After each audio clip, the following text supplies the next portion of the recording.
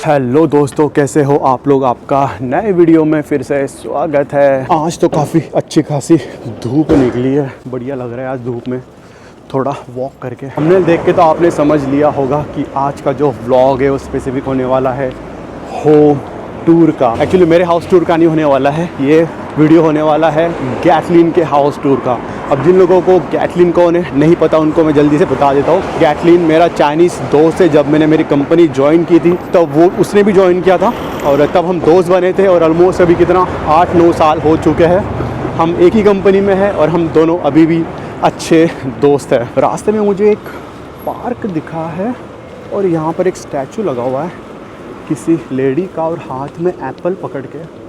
I don't know कि ये किस बंदी का स्टैचू है, क्योंकि यहाँ पे कुछ नाम वगैरह भी डिस्क्रिप्शन से कुछ लिखा है नहीं। तो गैटलिन गया था पेरिस 1 साल के ट्रेनिंग के लिए, जैसे कि हम गए थे स्पेन में 1 साल के लिए। बार्सिलोना में मैं था 1 साल और मैं तो आ गया था 2022 में। हाँ, उसके बाद में वो गया था पेरिस में। जापानीज़ लोग पानी कम पीते हैं, ग्रीन टी ज़्यादा पीते हैं। तो ये आंटी ने अभी शॉपिंग किया है ग्रीन टी का, पूरे बोतलें एक साथ में घर पे ले जा रहे हैं। मेरे हिसाब से 1 हफ़्ता या 2 हफ्ते का स्टॉक होगा ये। तो पेरिस से आने के बाद में उसने एक नया घर लिया है यहाँ पर। वो उसके गर्लफ्रेंड के साथ में भी यहाँ पे शिफ्ट हुआ है और जल्द ही वो शादी करने वाला है, तो इसलिए उसने काफ़ी बड़ा घर लिया है टोक्यो के अंदर। और आज उसने मुझे उसके घर पे खाने के लिए इनवाइट किया है। तो अभी हम गैटलिन के घर पे जा रहे हैं। वो रहता है एक्चुअली इकेबुकुरो में। तो टोक्यो में अगर आपको नहीं पता होगा 23 वार्ड और यहाँ पे अलग अलग एरिया होता है। और अगर आप घर देखोगे तो अगर आप टोक्यो के आसपास अगर रहोगे ना, ऑलमोस्ट घर आपको सारे एक्सपेंसिव ही मिलेंगे अगर आप बड़ा घर ले रहे हो तो। रास्ते में मुझे एक श्राइन जैसा कुछ दिखा है, ये उसका एंट्री गेट है और एंट्री गेट से तो श्राइन जैसे मुझे कुछ लग रहा है। देखते 2 मिनट अंदर जाके क्या चीज़ है अंदर। कार लगी हुई है एक पार्किंग में। ओ अच्छा, नाउ आई गॉट इट। ये है दोस्तों सिमेट्री, स्मशान भूमि। ये देख रहे हो। आई थिंक पिछले कुछ व्लॉग में मैंने आपको जापान की स्मशान भूमि बताई थी। और जापान में जो स्मशान भूमि होती है ना, वो सिटी में ही होती है। यानी आपको देख के पता ही नहीं चलेगा कि वो एक्चुअल में स्मशान भूमि है या नहीं है। लोगों के घर भी होते हैं आसपास में, जैसे इंडिया में गांव के बाहर, सिटी के बाहर होती है, यहाँ पर वैसे नहीं होता है। तो इस तरीके से है ये स्मशान भूमि यहाँ की, कितनी नीट और क्लीन है। और गैटलिन का घर भी इसी के आसपास ही कहीं पर है।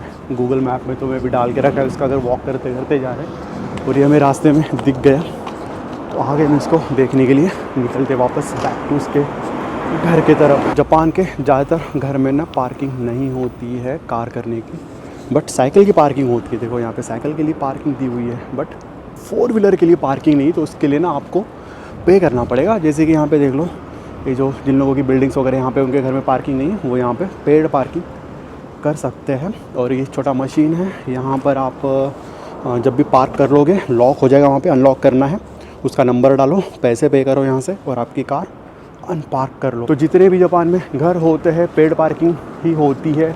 प्राइवेट पार्किंग ज़्यादातर घरों में, टोक्यो में तो नहीं देते। अगर आप टोक्यो के बाहर कहीं रहने के लिए जा रहे हो तो मोस्ट प्रोबेबली आपको आपकी खुद की प्राइवेट पार्किंग मिल जाती है। तो अगर आपको यहाँ पे पेड पार्किंग लेना है, मंथली आपको 20 से 30 हज़ार येन पे करने पड़ेंगे, बहुत ज़्यादा एक्सपेंसिव है। जापान में अभी भी टेलीफोन बूथ चलते हैं, जगह जगह पर आपको इस तरीके से टेलीफोन बूथ मिल जाएंगे।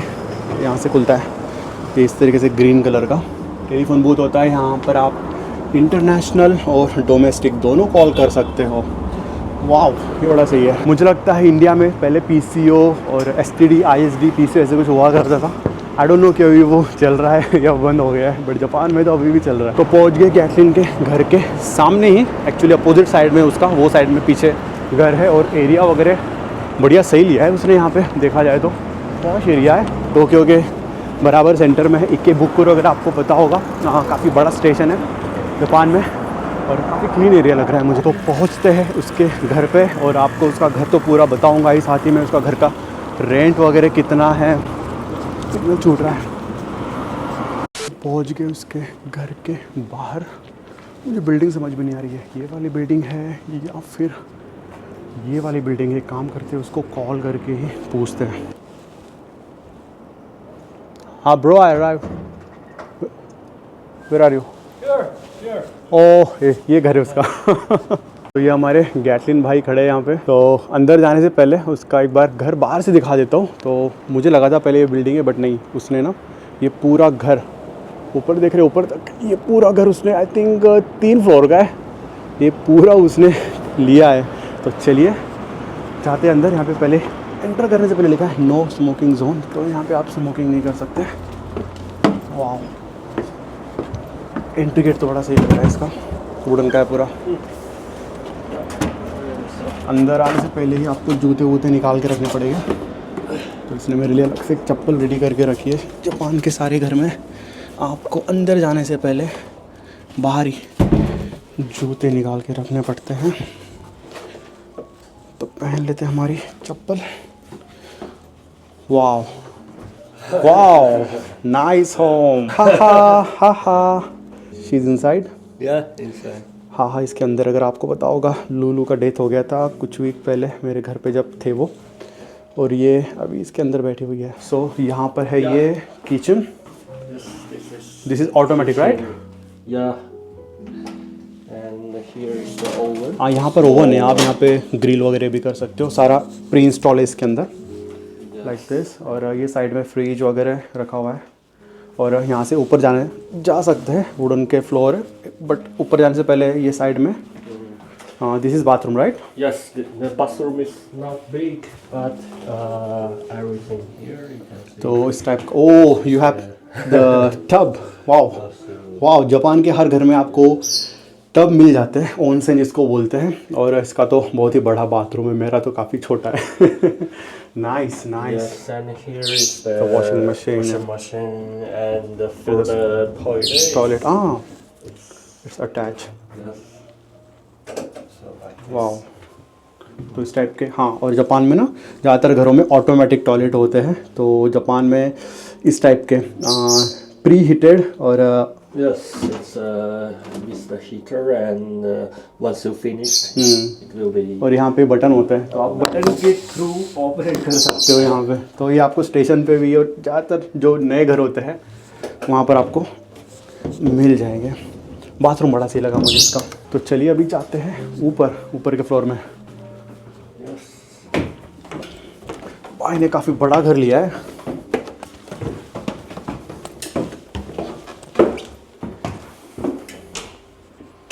So this is your office room?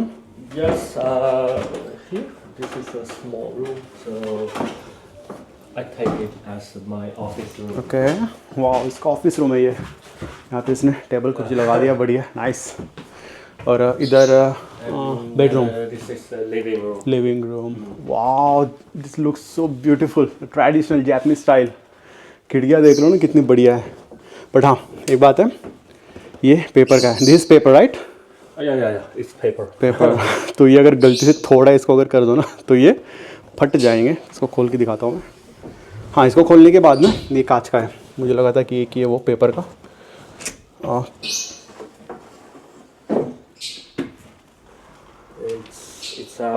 There is another house. क्योंकि जापान में जितने भी घर होते हैं वो लकड़े के होते हैं और काफ़ी डेडिकेटेड होते हैं। तो ये सब लकड़े का बना हुआ है, फ्लोर भी लकड़े का है, सीलिंग भी लकड़े का बना हुआ है। Actually, it was a traditional Japanese tatami. Tatami mat. Oh, so they remove But it? the owner remove it and Okay. change it to the floor. Ah, I Because see. actually most of the Japanese they don't like tatami because tatami they think it's old. So Yes. they like the floor. Yes, and, yes. Right.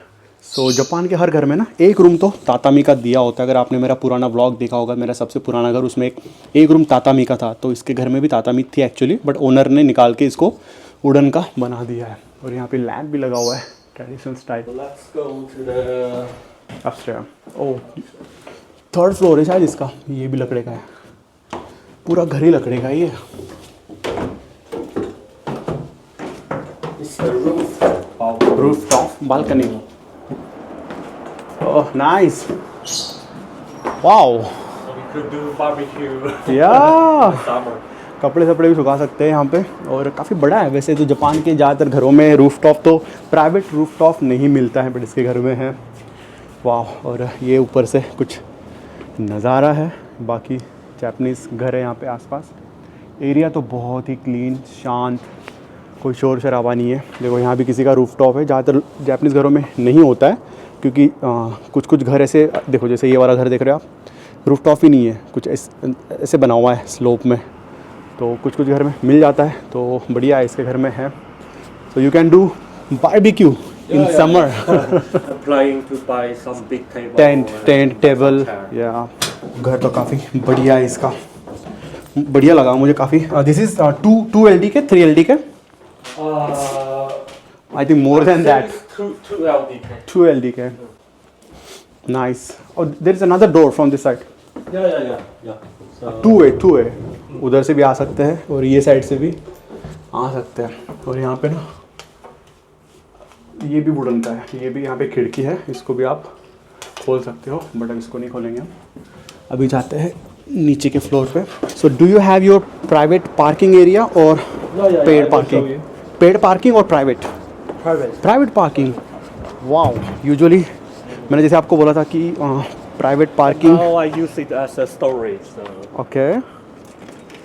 तो इसके नीचे के floor पे इसकी private parking है, car लगा सकते हैं। Wow, this is so big. ये इसकी प्राइवेट पार्किंग है कार रखने के लिए, और इसने अभी इसको एज अ स्टोरेज बोल के यूज़ रखा है, क्योंकि इसके पास में अभी शायद you don't have car, right? When are you planning to buy new car? You know, actually the height it's not that much. Yeah, so if you buy I car have to then buy some sports car. yeah. Which one? Ferrari? इसका height बहुत छोटा है ना, तो ये बड़ी वाली car नहीं बाय कर सकता है, तो प्लान कर रहा है वो स्पोर्ट कार बाय करने की। वाह, बढ़िया है। ये आसपास का इसका पड़ोसी के घर है यहाँ पे सारे, और सारे ऐसी ट्रेडिशनल ओल्ड स्टाइल के घर है। जाते वापस अभी घर में बहुत ठंडे बाहर। तो अगर इसके घर के रेंट की अभी बात करें तो मैंने अभी इसको रेंट पूछा है, और रेंट सुन के मैं थोड़ा शॉक हो गया। रेंट है इसका 1.5 लाख येन, तो INR में कितना हो गया? ऑलमोस्ट 90,000 है। 1 लाख पकड़ लो। और इसका जो यूटिलिटीज़ बिल आता है, जैसे कि गैस बिल, वाटर बिल और इलेक्ट्रिसिटी बिल, वो भी 20-30 हज़ार पकड़ लो। तो मेरे हिसाब से, और भी जो मेंटेनेंस का खर्चा मिला के 2 लाख येन तक, यानी करीब 1 लाख 1.25 लाख INR में इसका पूरा खर्चा महीने का जाता है। क्योंकि ये अभी शादी करने वाला है जल्दी से, और उसकी गर्लफ्रेंड के साथ में यहाँ पे रहने वाला है, इसलिए थोड़ा बड़ा घर इसने लिया है। बट मुझे तो बहुत ही बढ़िया घर लगा इसका। थोड़ा स्पेनिश स्टाइल लगा है, क्योंकि मैं जब स्पेन में था वहाँ भी इस टाइप के ही घर होते हैं। जापान में इस टाइप के से घर थोड़ा कम ही मिलते हैं, ट्रेडिशनल स्टाइल ज़्यादा होते हैं यहाँ पे, और थोड़ा मिक्स वाला भी होता है, वेस्टर्न जापानीज स्टाइल। तो ये घर पहले थोड़ा जापानीज स्टाइल था, तो अच्छा है 2 लोगों के हिसाब से, तो बहुत बढ़िया घर लगा है। आपको ये कैसा लगा मुझे कमेंट करके ज़रूर बताइएगा। तो अभी लगी है हमको भूख, बट इसने घर पे तो कुछ बनाया नहीं है, तो अभी हम इसके घर के आसपास काफ़ी अच्छे खासे रेस्टोरेंट है, तो खाना खाने के लिए जा रहे हैं। So where are you taking me bro for the lunch? Where are we going? Yeah, let's go Ikebukuro. Okay, how far Ikebukuro from your house? Around 20 minutes by walk. By walk. Okay, so we go by walk. Yeah. पैदल जाते हैं, थोड़ा cardio भी हो जाएगा और भूख भी ज़्यादा लग जाएगी, तो ज़्यादा खा पाएंगे। अभी घर का काम चल रहा है, तो जापान में जब भी घर वगैरह बनते हैं ना, इस तरीके से ब्लैक कलर के शीट लग जाते हैं, और स्टाफ भी होते हैं यहाँ पे, इस तरीके से कॉस्ट्यूम वगैरह पहन के आते हैं।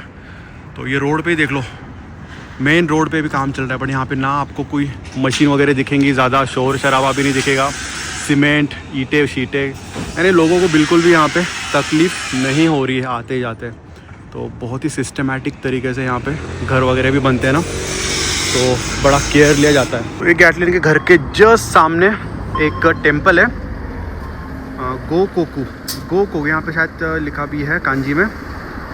तो अच्छा एरिया है इसका, मुझे काफ़ी बढ़िया लगा। रात में थोड़ा पार्क भी है इसके आसपास, तो घूमने के लिए अगर मंदिर में आना है, थोड़ा चिल आउट करने के लिए, थोड़ा शांति के लिए, तो बढ़िया है ये। और इसके घर के पास ही बस स्टॉप भी है जस्ट सामने, तो बस वगैरह लेना है तो काफ़ी कन्वीनियंट है। तो इसलिए इसका घर थोड़ा एक्सपेंसिव है, क्योंकि आसपास का एरिया काफ़ी क्लीन है, शांति है, सारे सुपरमार्केट रेस्टोरेंट्स वगैरह है और इकोबुकुरो उससे बड़ा पास में है वॉकिंग पे और बस स्टॉप भी है। तो इसलिए इतने फैसिलिटीज़ जब मिल जाती है तो घर काफ़ी महंगा हो जाता है। यूजुअली आपको टोक्यो के अंदर छोटे स्टेशन काफ़ी कम दिखेंगे, बड़े देख लो कितनी छोटी वाली ट्रेन है और ये प्लेटफॉर्म देख लो ओपन है और कितना छोटा है। ओपन है ये, यूजुअली ऐसे ओपन वाले आपको दिखेंगे नहीं। तो ये ट्रेन तो नहीं है एक्चुअली, ये मेरे हिसाब से ट्रैम है और टोक्यो में आपको ट्रैम थोड़ी कम ही देखने को मिलेगी। मैं तो टोक्यो में कभी ट्रैम में बैठा हूँ नहीं, देखेंगे कभी अगर मौका मिला तो ये छोटे वाले ट्रैम में ज़रूर बैठेंगे। हम जब हिरोशिमा में गए थे तो वहाँ पे इस टाइप के ट्रैम काफ़ी मुझे दिखे थे, वहाँ पे हमने काफ़ी ट्रैवल किया था इस ट्रैम के अंदर। बट टोक्यो में मुझे एक्चुअली पता भी नहीं था क्योंकि बैठा नहीं था मैं यहाँ पे तो मेट्रो और शिनकानसेन नहीं चलते ज़्यादा, ट्रैम पे तो मुझे इतना कुछ नॉलेज था नहीं यहाँ पे। बट हाँ, वॉक करते करते पहली बार मैंने टोक्यो के अंदर ट्रैम देखी है, देखेंगे कोई अगर मौका मिला तो ये वाले ट्रैम में भी ज़रूर बैठेंगे। तो अभी हम वॉक करते करते आ गए हैं इकेबुकुरो स्टेशन पे और ये जो स्टेशन है ये भी बहुत क्राउड ही आप देख रहे हो, बहुत भीड़ शीड़ होती है यहाँ पे। और जिस रेस्टोरेंट में अभी हम खाना खाने वाले हैं तो आई गेस इसी किसी बिल्डिंग में वो होना चाहिए। यूजुअली मैं वहाँ पे आ चुका हूँ, ये रेस्टोरेंट में 2-4 बार आ चुका हूँ। चाइनीज़ रेस्टोरेंट है एक्चुअली और जब भी हम गैटलिन और हम खाना खाने के लिए जाते हैं ना तो गैटलिन ज़्यादातर मुझे चाइनीज़ रेस्टोरेंट में ही खाना खाने के लिए ले जाता है। बट मैंने उसको आज तक कभी इंडियन रेस्टोरेंट में नहीं ले गया है, देखेंगे नेक्स्ट टाइम उसको अगर पॉसिबल हो तो ले जाएंगे। और मेरे हिसाब से ये वाला है वो रेस्टोरेंट चाइनीज़ जहाँ पर अभी हम जाने वाले हैं। वाह, लिफ्ट तो बहुत ही छोटा है, नॉट दिस वन, लिफ्ट बंद है ये। This is it working?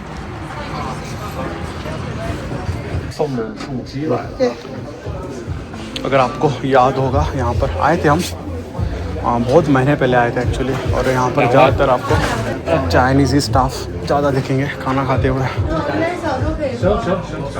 Chinese में बातें कर रहे हैं उनसे, अभी मेरे जो भी पल्ले नहीं पड़ रहा है।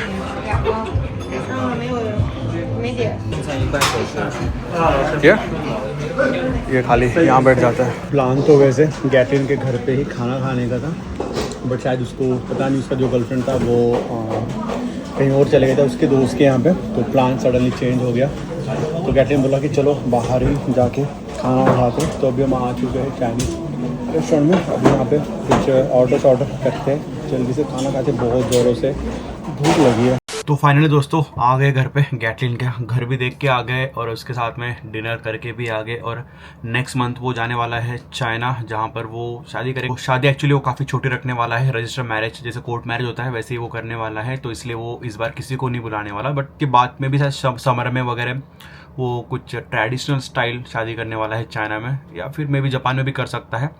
तब पॉसिबल होगा कि हम उसका शादी आपको मैं बता पाऊंगा। तो आपको उसका घर कैसा लगा कमेंट करके ज़रूर बताना, क्योंकि यूजुअली यहाँ पे जो घर होते हैं वो अपार्टमेंट में होते हैं, हाउस जैसे होता है, उसका 3 फ्लोर का था।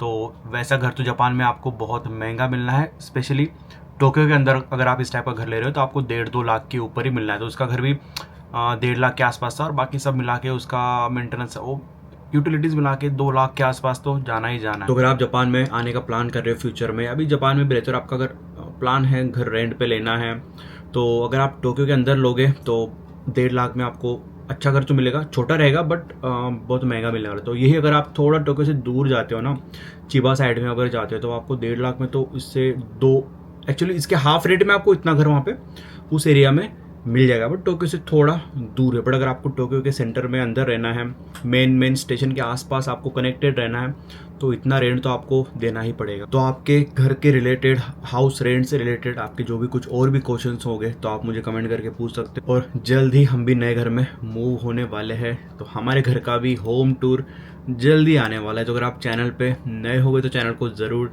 सब्सक्राइब कर लेना। और मिलता हूँ दोस्तों मैं आपको अगले व्लॉग में। Till then bye bye, take care.